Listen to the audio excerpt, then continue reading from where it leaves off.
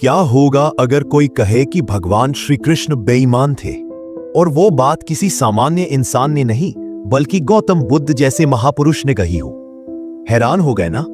तो सोचिए, ऐसा क्या हुआ था कि बुद्ध को यह कहना पड़ा? क्या इसमें कोई आध्यात्मिक रहस्य छुपा है, या ये सिर्फ एक दार्शनिक व्याख्या है? आज की ये कथा न सिर्फ आपको चौंकाएगी बल्कि आपको धर्म, कर्म और भगवान के बारे में सोचने पर मजबूर कर देगी। रुकिएगा मत, क्योंकि ये वो सच है जिसे सदियों से छुपाया गया। ये कहानी है प्राचीन भारत की, जब एक साधु ने गौतम बुद्ध से पूछा, भगवान श्री कृष्ण की नीति क्या धर्म से मेल खाती है? बुद्ध शांत थे। फिर उन्होंने जो जवाब दिया वो न सिर्फ कठोर था बल्कि सत्य के बिल्कुल करीब भी। उन्होंने कहा, जो नीति छल से भरी हो, वो चाहे किसी भगवान की क्यों न हो, वो धर्म नहीं, मोह होती है। क्या बुद्ध सच में श्री कृष्ण को बेईमान मानते थे, या उनका तात्पर्य कुछ और था? बस यही जानने के लिए देखिए पूरी बुद्ध वाइब स्टोरी, जहां हम उजागर करेंगे वो सत्य जिसे इतिहास ने दबा दिया। श्री कृष्ण, जिन्हें हम भगवान योगेश्वर और लीलाधर के रूप में पूछते हैं, क्या वह वाकई बेईमान थे? और अगर ऐसा है तो क्या भगवान बुद्ध ने ऐसा कहा? आखिर क्यों? क्या है इस सवाल के पीछे की कहानी? चलिए एक ऐसी यात्रा पर चलते हैं जहां हम मिथक, दर्शन और सत्य की गहराइयों में उतरेंगे। तो तैयार है? चलिए शुरू करते हैं। श्री कृष्ण एक नाम जो हर भारतीय के दिल में बसता है। वो माखन चोर, वो रास रचैया, वो गीता के उपदेशक और वह महाभारत के सूत्रधार। लेकिन क्या आपने कभी सोचा कि ऐसा भी कोई हो सकता है जो कृष्ण को बेईमान कहे? जी हां, बेईमान। यह शब्द सुनकर शायद आप चौंक गए होंगे। आखिर भगवान, जिन्हें हम परम सत्य और धर्म का प्रतीक मानते हैं, उनके लिए ऐसा कैसे कहा जा सकता है, और वह भी भगवान बुद्ध जैसे महान दार्शनिक द्वारा? लेकिन रुकिए, क्या यह सच है? क्या बुद्ध ने वाकई ऐसा कहा, या यह सिर्फ एक मिथक है जो समय के साथ फैल गया? इस सवाल का जवाब ढूंढने के लिए हमें पहले कृष्ण के जीवन और उनके कर्मों को समझना होगा। श्री कृष्ण का जीवन एक ऐसी किताब है जिसमें हर पन्ने पर एक नई कहानी है। बचपन में वह वृंदावन के गोप गोपियों के साथ माखन चुराते थे, मटकी फोड़ते थे और अपनी लीलाओं से सबको मोह लेते थे। लेकिन जैसे जैसे वह बड़े हुए, उनका रूप बदला। वो बने द्वारका के राजा, महाभारत के रणनीतिकार और अर्जुन के सारथी। महाभारत में कृष्ण के कई ऐसे निर्णय थे जो आज भी चर्चा का विषय है, चाहे वह भीष्म को हराने के लिए शिखंडी का उपयोग हो या दुर्योधन को छल से परास्त करना। कई लोग कहते हैं कि कृष्ण ने धर्म के नाम पर कुछ ऐसे काम किए जो सतह पर देखने में छल या बेईमानी जैसे लगते हैं। उदाहरण के लिए कर्ण के साथ उनका व्यवहार।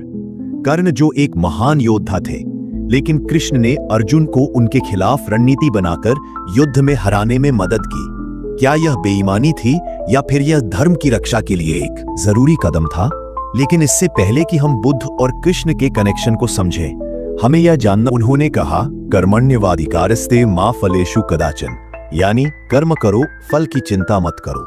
लेकिन क्या उनके अपने कर्म हमेशा सीधे साधे थे, या फिर उनके पीछे कोई गहरी मंशा थी? आइए इस रहस्य को और गहराई से समझते हैं। अब बात करते हैं भगवान बुद्ध की। गौतम बुद्ध, जिन्हें हम शांति, करुणा और ज्ञान का प्रतीक मानते हैं। बुद्ध का जीवन और उनका दर्शन पूरी दुनिया में फैला। लेकिन क्या बुद्ध ने सचमुच कृष्ण को बेईमान कहा? इसके लिए हमें बुद्ध के समय और उनके दर्शन को समझना होगा।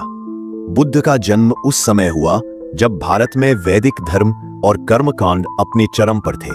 लोग यज्ञ, हवन और जटिल धार्मिक रीति रिवाजों में उलझे हुए थे। लेकिन बुद्ध ने इन सबको चुनौती दी। उन्होंने कहा कि सच्चा धर्म बाहरी कर्मकांडों में नहीं बल्कि आत्म जागरूकता, करुणा और सत्य के मार्ग में है।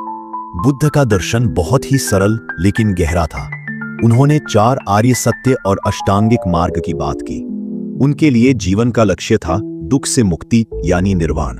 लेकिन बुद्ध ने कभी भी वैदिक देवताओं जैसे विष्णु या उनके अवतार कृष्ण की खुलकर आलोचना नहीं की। फिर यह सवाल कहां से आया कि बुद्ध ने कृष्ण को बेईमान कहा? कुछ विद्वानों का मानना है कि यह बात बौद्ध ग्रंथों और हिंदू पुराणों के बीच के मतभेदों से शुरू हुई।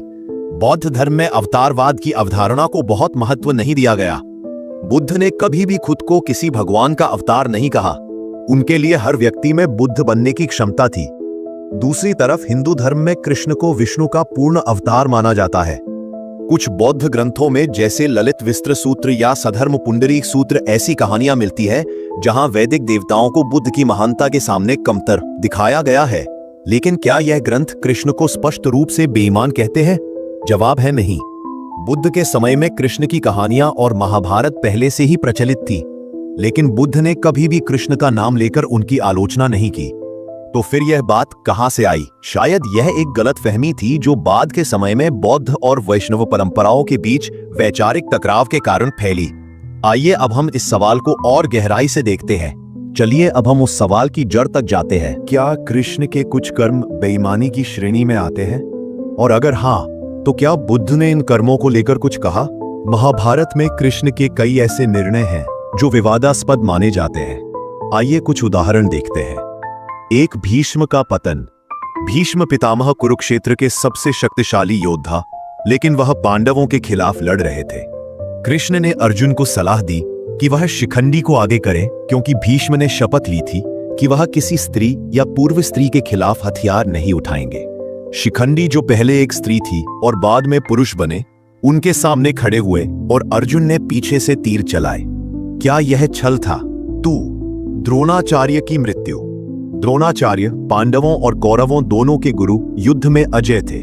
कृष्ण ने एक रणनीति बनाई जिसमें युधिष्ठिर को यह कहना पड़ा कि अश्वत्थामा मारा गया, जो आधा सच था। द्रोणा ने यह सुनकर हथियार डाल दिए और फिर धृष्टद्युम्न ने उनकी हत्या कर दी। क्या यह सत्य के साथ खिलवाड़ नहीं था? 3, कर्ण का अंत। कर्ण, जो अर्जुन के सबसे बड़े प्रतिद्वंदी थे, युद्ध के बीच में अपने रथ के पहिए के फंसने के कारण असहाय हो गए।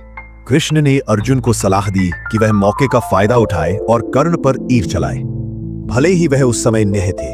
क्या यह युद्ध के नियमों का उल्लंघन नहीं था? इन सभी घटनाओं को देखकर कुछ लोग कह सकते हैं कि कृष्ण ने छल किया, लेकिन क्या यह इतना सरल है? कृष्ण ने बार बार कहा कि उनका उद्देश्य धर्म की स्थापना करना था। महाभारत का युद्ध सिर्फ 2 सेनाओं के बीच का युद्ध नहीं था, बल्कि यह धर्म और अधर्म की लड़ाई थी। कौरवों ने बार बार धर्म के नियम तोड़े थे। द्रौपदी का अपमान, पांडवों का वनवास और युद्ध में कई अनैतिक कार्य। कृष्ण का कहना था कि जब अधर्म अपने चरम पर हो तो धर्म की रक्षा के लिए असाधारण कदम उठाने पड़ते हैं। गीता में उन्होंने अर्जुन को सिखाया कि कर्म का उद्देश्य बड़ा होना चाहिए। अगर कुछ लोगों को कृष्ण के यह कर्म बेईमानी लगते हैं तो शायद वह उनके बड़े उद्देश्य को नहीं समझ पाए। लेकिन फिर भी सवाल रहता है, क्या बुद्ध ने इन कर्मों को देखकर कृष्ण को बेईमान कहा? इसका जवाब ढूंढने के लिए हमें बौद्ध और वैष्णव परंपराओं के बीच के वैचारिक मतभेदों को समझना होगा। अब हम उस बिंदु पर आते हैं जहां हमें बुद्ध और कृष्ण के दर्शन को आमने सामने रखना होगा।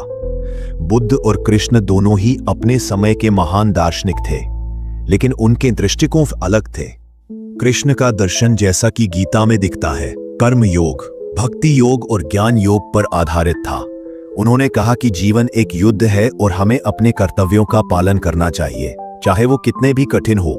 उनके लिए धर्म की रक्षा सबसे बड़ा लक्ष्य था और इसके लिए कभी कभी असामान्य रास्ते अपनाने पड़ते हैं। दूसरी तरफ बुद्ध का दर्शन व्यक्तिगत मुक्ति पर केंद्रित था। उन्होंने कहा कि जीवन का हर दुख अज्ञानता और आसक्ति से आता है। उनके लिए सत्य का मार्ग अहिंसा, करुणा और आत्मसंयम में था। बुद्ध ने युद्ध और हिंसा को कभी भी समर्थन नहीं दिया। शायद यही से दोनों परंपराओं के बीच मतभेद शुरू हुए। कुछ बौद्ध अनुयायियों ने कृष्ण के युद्ध नीतियों को हिंसक और छलपूर्ण माना, खासकर महाभारत के उन प्रसंगों को जहां कृष्ण ने रणनीति और छल का सहारा लिया। लेकिन इसका मतलब ये नहीं कि बुद्ध ने स्वयं कृष्ण को बेईमान कहा। वास्तव में बौद्ध ग्रंथों में कृष्ण का नाम बहुत कम आता है। कुछ बाद के बौद्ध ग्रंथों में, जैसे घट जातक, एक कहानी मिलती है जहां कृष्ण जैसे चरित्र को एक रणनीतिकार के रूप में दिखाया गया है, लेकिन ये कहानियां प्रतीकात्मक है और इनका उद्देश्य बुद्ध के दर्शन को श्रेष्ठ दिखाना था। एक और बात जो हमें समझनी होगी वह है उस समय का धार्मिक परिदृश्य। बौद्ध धर्म और वैष्णव धर्म दोनों ही अपने अपने अनुयायियों को आकर्षित करने की कोशिश कर रहे थे। इस दौरान कुछ अतिशयोक्तिपूर्ण कहानियां और तुलनाएं बनाई गई। हो सकता है कि कृष्ण बेईमान वाली बात ऐसी ही एक अतिशयोक्ति हो जो बाद में फैल गई। लेकिन सच्चाई यह है कि ना तो बुद्ध ने कभी कृष्ण का नाम लेकर उनकी आलोचना की और ना ही वैष्णव परंपरा ने बुद्ध को गलत ठहराया, बल्कि हिंदू धर्म में बुद्ध को विष्णु का अवतार माना गया है। यह दिखाता है कि दोनों परंपराएं एक दूसरे का सम्मान करती थी। पहले सवाल का जवाब, कृष्ण के कर्मों को अगर हम सतही तौर पर देखें तो वह बेईमानी जैसे लग सकते हैं, लेकिन अगर हम उनके उद्देश्य को समझें तो वह धर्म की रक्षा के लिए उठाए गए कदम थे। कृष्ण ने कभी भी व्यक्तिगत लाभ के लिए छल नहीं किया। उनका हर कदम महाभारत के बड़े लक्ष्य, अधर्म का नाश और धर्म की स्थापना के लिए था। दूसरे सवाल का जवाब, बुद्ध ने कभी भी कृष्ण को बेईमान नहीं कहा। यह विचार शायद बाद के समय में बौद्ध और वैष्णव परंपराओं के बीच वैचारिक टकराव के कारण उभरा। बुद्ध का दर्शन अहिंसा और आत्ममुक्ति पर आधारित था, जबकि कृष्ण का दर्शन कर्म और धर्म की रक्षा पर।